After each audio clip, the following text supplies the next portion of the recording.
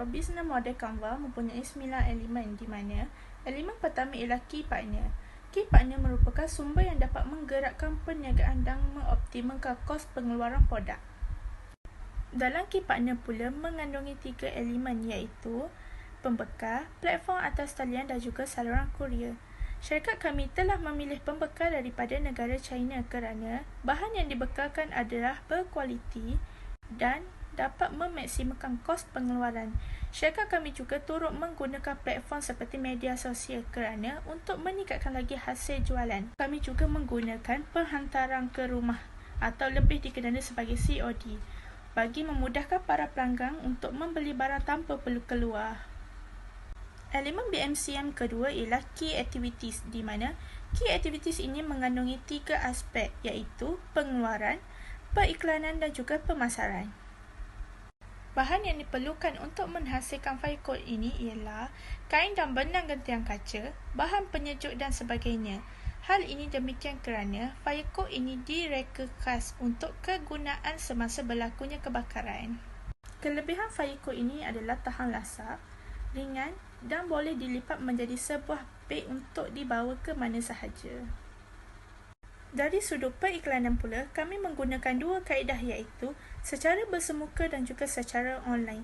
Jika menggunakan kaedah secara bersemuka, kami mengadakan promosi di tempat kawasan ramai kerana untuk memberi kesedaran kepada para pelanggan tentang kewujudan produk kami. Jika menggunakan kaedah secara online pula, kami menggunakan platform seperti FB, IG, Telegram dan sebagainya. Hal ini dapat meningkatkan hasil jualan syarikat kami. Dari sudut pemasaran pula, kami menekankan dari aspek saiz pasaran, ciri-ciri pasaran, sasaran pasaran dan sebagainya.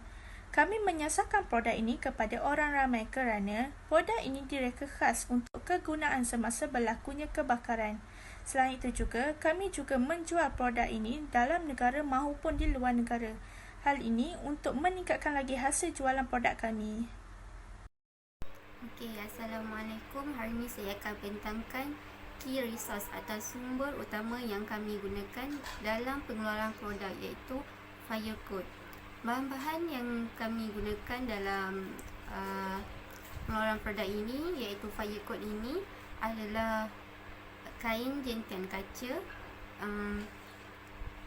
bahan penyejuk, benang jentian kaca dan sebagainya.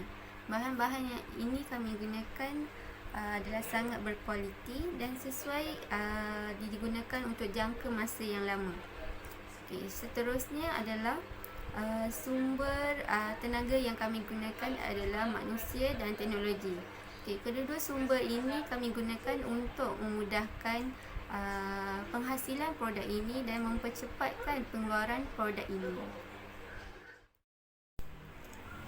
Okay, seterusnya adalah value proposition atau penawaran nilai, iaitu manfaat atau kelebihan yang akan diperoleh oleh pelanggan.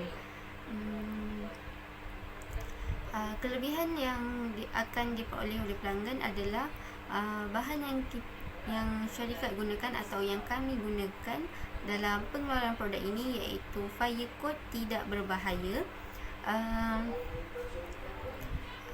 dan produk keselamatan ini sesuai digunakan untuk semua orang tanpa mengira jantina, umur dan sebagainya. Okay, fire coat ini direka khusus dan berbentuk baju untuk melindungi diri daripada kecederaan, kemalangan dan sebagainya. Dan akhir sekali, produk ini iaitu fire coat ini sesuai dijadikan sebagai alat keselamatan dan sangat sesuai digunakan ketika berlaku kebakaran. Sekian, terima kasih. Customer relationship menerangkan jenis perhubungan yang dijalinkan syarikat dengan segmen pelanggan khususnya. Ini didorong oleh pemerolehan pelanggan, pengekalan pelanggan dan meningkatkan penjualan. Dengan kata lain, sesebuah syarikat perlu mendapatkan, menjaga dan mengembangkan customer relationship. Yang pertama, syarikat kami menyediakan perkhidmatan pembayaran ketika penghantaran ataupun COD bagi kawasan yang mempunyai ejen. syarikat kami telah melantik ejen di beberapa kawasan yang telah ditetapkan. Perkara ini dapat memudahkan urusan antara ejen dan pelanggan kerana mereka dapat melakukan urusan jual beli secara bersemuka. Seterusnya, syarikat kami juga menggunakan perkhidmatan kurier seperti pos laju, JNT, Ninja Van dan sebagainya untuk menghantar produk kepada pelanggan. Pelanggan juga dapat memesan produk kami secara atas talian. Produk tersebut akan dipos melalui kurier bagi mereka yang berada di kawasan yang tidak mempunyai ejen. Seterusnya, pelanggan dapat memilih saiz produk mengikut saiz badan mereka supaya mereka dapat menggunakan produk ini dengan lebih selamat. Channel menerangkan bagaimana syarikat berkomunikasi dan menjangkau segmen pelanggannya untuk menyampaikan proposisi nilainya. Ianya penting untuk memahami saluran mana yang terbaik untuk syarikat menjangkau pelanggannya. Fungsi channel ini adalah untuk menarik perhatian pelanggan terhadap produk dan servis yang disediakan oleh syarikat. Jadi, untuk syarikat kami, terdapat dua kategori saluran yang telah kami pilih, iaitu secara atas talian dan secara langsung. Bagi secara atas talian, kami menggunakan platform media sosial seperti Facebook, Instagram, WhatsApp dan Telegram. Promosi secara atas talian dapat mensasarkan pelanggan secara meluas. Ianya juga dapat memberikan maklumat kepada pelanggan tanpa had. Seterusnya, syarikat kami akan melantik ejen atau dropship untuk mengedarkan atau mempromosikan produk secara langsung. Dengan cara ini, kami dapat menerangkan produk dengan lebih jelas dan pelanggan juga akan mendapatkan produk secara langsung. Kita beralih kepada customer segment. Segmen pelanggan adalah individu atau organisasi yang akan menjadi sasaran tawaran nilai yang ditawarkan. Terdapat 5 jenis segmen pelanggan iaitu mass market, niche, segmented, diversified dan multi-sided. Syarikat kami mengambil risiko dengan memilih segmen niche kerana ia berbeza dengan pasaran lain yang mana permintaan pelanggan masih belum dipenuhi. Dalam pasaran niche ini, kurang berlakunya persaingan kerana produk ini masih tiada dalam pasaran tempatan maupun luar negara. Selain itu, terdapat 3 jenis faktor segmen pelanggan iaitu demografi, geografi dan psikografi. Bagi demografi, baju yang kami hasilkan ini lebih fokus penggunaannya kepada sektor maritim terutama dalam sektor perkapalan. Kerana ia dapat membantu dalam memudahkan pengguna memakai baju keselamatan dengan mudah dan cepat walaupun dalam situasi yang genting. Segmen geografi pula untuk permulaan penjualan Firecode, kami akan tumpu penjualan produk kami di dalam negara sahaja. Namun, jika sudah mendapat maklum balas yang memberangsangkan daripada pelanggan tempatan, kami akan mula melangkah ke hadapan dengan melakukan promosi ke luar negara. Psikografi pula bertujuan menarik perhatian pelanggan kami yang mengutamakan keselamatan dan gemar sesuatu yang mudah dibawa ke mana sahaja. Sekarang saya akan menerangkan mengenai cost structure. Struktur kos atau cost structure bermaksud kos yang terlibat dalam perniagaan dan ianya perlu diambil kira. Struktur kos juga berfungsi untuk mengimbangkan kos pengeluaran di mana untuk meningkatkan revenue stream atau dengan kata lain untuk meningkatkan keuntungan. Struktur kos adalah seperti kos tetap, kos berubah dan kos operasi. Kos tetap adalah kos yang kekal tetapi tidak bermakna bahawa ianya tidak akan berubah pada masa akan datang. Sebaliknya, ianya cenderung kekal dalam jangka masa yang pendek.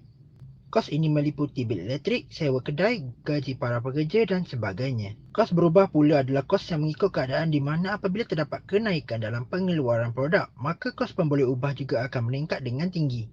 Kos berubah ini melibatkan perbelanjaan terhadap bahan mentah yang diperlukan untuk menghasilkan produk kami iaitu Firecode. Operasi adalah perbelanjaan harian yang berkaitan dengan penyelenggaraan dan pentadbiran sesebuah perniagaan. Keseluruhan kos operasi pembuatan produk kami iaitu Firecode merangkumi kos barang yang dijual, perbelanjaan overhead dan juga perbelanjaan operasi. Kita beralih kepada revenue stream. Revenue stream atau aliran pendapatan merujuk kepada pendapatan yang boleh dijana daripada produk dan perkhidmatan yang disasarkan kepada segmen pelanggan pilihan. Terdapat pelbagai cara untuk menjana aliran pendapatan. Aliran pendapatan yang pertama adalah datangnya daripada penjualan secara terus barang buatan syarikat kami iaitu Firecode. Selain itu, pendapatan kami juga diperoleh melalui perkhidmatan. Syarikat kami memperoleh pendapatan melalui kadar cas yang dikenakan mengikut jarak dan lokasi barang yang dihantar. Terusnya, kami juga akan memperoleh pendapatan melalui pengiklanan Firecode iaitu pengiklanan di media sosial atau media elektronik. Hal ini dapat menarik minat para pengguna dan akhirnya mereka akan membeli barangan keluaran kami.